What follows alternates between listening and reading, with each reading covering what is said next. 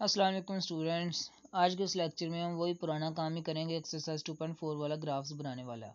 बस चेंजिंग ज़रा ये है कि जो पहले 5 क्वेश्चंस थे उनमें हमें वो उन्होंने दिए हुए थे टेबल्स, लेकिन इसमें उसने दे दिए हमें फंक्शंस। ठीक है बच्चे, अब फंक्शन से हमें टेबल खुद बनाना पड़ेगा और ऑब्वियसली ये आपको काम आता है। आपने सिंपल एक्स की वैल्यूज पुट किए जानी है और आपने वाई की जगह पे वो आंसर्स लिखते जाना है।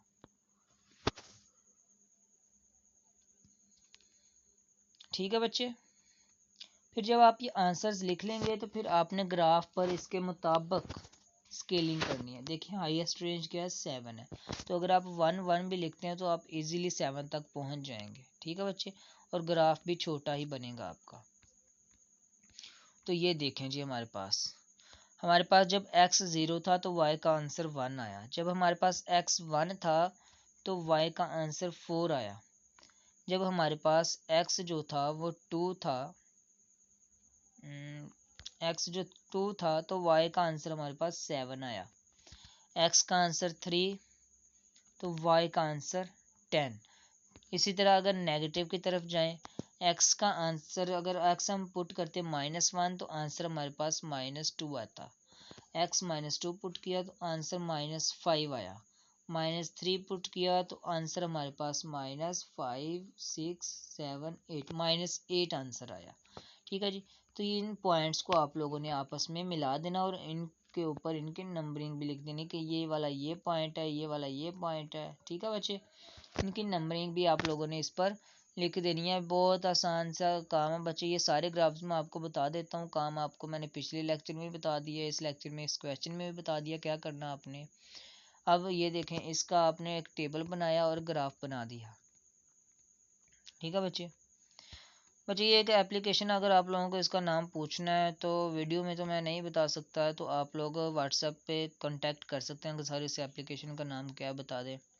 ठीक है बच्चे, तो मैं इंशाल्लाह आपको बता दूंगा अगर आप मैसेज करते हैं तो। ठीक है, फिर क्वेश्चन नंबर 8 है जी, इसका देखिए ये एक्स की हाईएस्ट पावर 1 है, लीनियर इक्वेशन है, तो इसका ग्राफ एक सीधी लाइन बनेगा, ये देख सकते हैं आप। ठीक है बच्चे, अब ये 9 वाला क्वेश्चन है, ये क्वाड्रेटिक इक्वेशन है, तो इसका ग्राफ ज़रा यू शेप बनेगा इस तरह का। यू वी की मौजूदा दरमियानी शक्ल जो होती है यू और वी की। ठीक है बच्चे, ये देखें इस तरह का बन गया ये ग्राफ। तो ये आप लोग अपनी किताब पे फाइंड कर सकते, अपने रजिस्टर्स पर कॉपीज़ पर ये चीज़ें टेबल बना के बना सकते हैं, ग्राफ ड्रा कर सकते हैं। सबसे बेहतर होगा अगर आपके पास ग्राफ पेपर हो तो।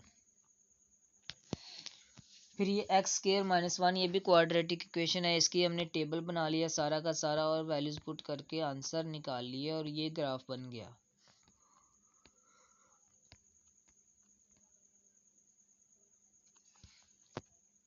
क्वेश्चन नंबर 11, ये भी क्वाड्रेटिक इक्वेशन है, इसका भी टेबल बनाया और ऑब्वियसली हमारे पास इसका ग्राफ भी ऑलमोस्ट वी या यू शेप का बना। तो ये बहुत बच्चे इजी क्वेश्चन है, ये क्यूबिक इक्वेशन है, इसका ज़रा इस तरह का ग्राफ बनेगा, ये देख सकते हैं आप लोग, ये ग्राफ बना है जी इसका। ठीक है बच्चे, ये क्यूबिक इक्वेशन का ग्राफ होता है।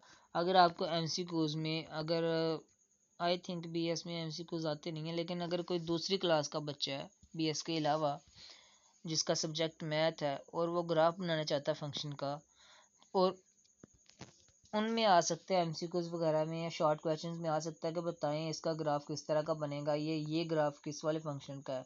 तो आप बता सकते हैं कि ये अगर सीधी लाइन आ जाए, इस तरह की लाइन आ जाए तो वो हमारे पास होता है लीनियर फंक्शन का ग्राफ। अगर सिंपल सा थोड़ा सा यू शेप बन जाए तो वो क्वाड्रेटिक होता है, और अगर हमारे पास इस तरह की शेप आ जाए जिस तरह की इस क्वेश्चन में है, ग्राफ में है, तो वो हमारे पास क्यूबिक फंक्शन का ग्राफ होता है। क्वेश्चन नंबर 13 है हमारे पास, उसका भी क्यूबिक इक्वेशन है। ठीक है जी, और हमारे पास उसका ग्राफ ज़रा इस तरह से बनेगा।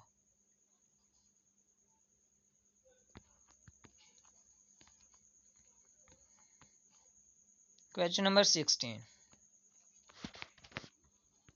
अब देखें 2 × 5 पावर x, इसका मतलब 2 के साथ पॉइंट नहीं है, मल्टीप्लाई है। ये जो पॉइंट है ये मल्टीप्लाई को शो करवा रहा है। 5 की पावर 0 रखें बच्चे, तो आंसर कितना है 1। 1 को 2 से मल्टीप्लाई किया तो आंसर 2, यानी कि x 0 होगा तो आंसर 2 आएगा।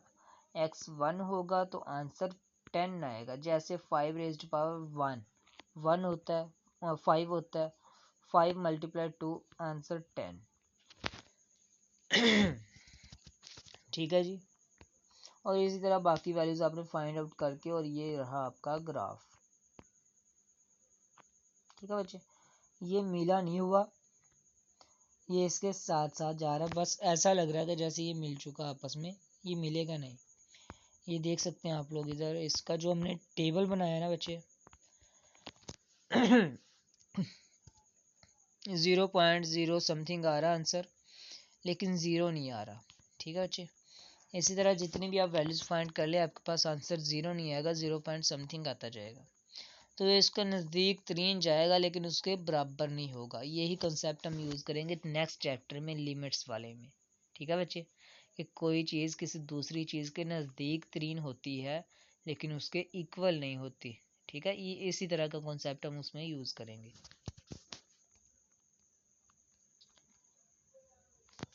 अब ये एक्सपोनेंशियल फंक्शन आ गया जिसका हमने ग्राफ देखा था बच्चे। ठीक है, इसमें आपने x की वैल्यू 0 पुट की तो 3 रेज्ड पावर 0 1 आंसर होता है। 1 पुट की तो आंसर 3, 2 पुट किया तो आंसर 9। ठीक है जी, तो ये टेबल हमारे पास सारे का सारा बन गया। माइनस की वैल्यूज पुट की तो 1/3 आंसर 0.33, माइनस की 2 वैल्यू पुट की तो हमारे पास 1/9 0.11 आंसर आ गया। इसका टेबल आपके पास इस तरह का बनेगा। अब आप कहेंगे सर ये क्या आपने लिखा? बच्चे ये मोबाइल से लिखना होता है तो पावर 2 या 3 ही लिखी जा सकती है, उससे ज़्यादा पावर में लिखा ही नहीं जा सकता। तो ये जो हमारे पास v की शक्ल है, ये पावर शो करवाता है जैसे आप लोग कैलकुलेटर्स में लिखते हैं पावर, और ये x की पावर है 3 रेज्ड पावर x है। ठीक है, ये क्या लिखा हुआ है 3 रेज्ड पावर x लिखा हुआ है। ठीक है बच्चे, ये उस फंक्शन का ग्राफ है। तो ये थे आज के ग्राफ्स वगैरह, और ये थी हमारी एक्सरसाइज 2.4 के कुछ क्वेश्चंस। तो नेक्स्ट लेक्चर तक के लिए इजाज़त दीजिए। अल्लाह हाफिज़।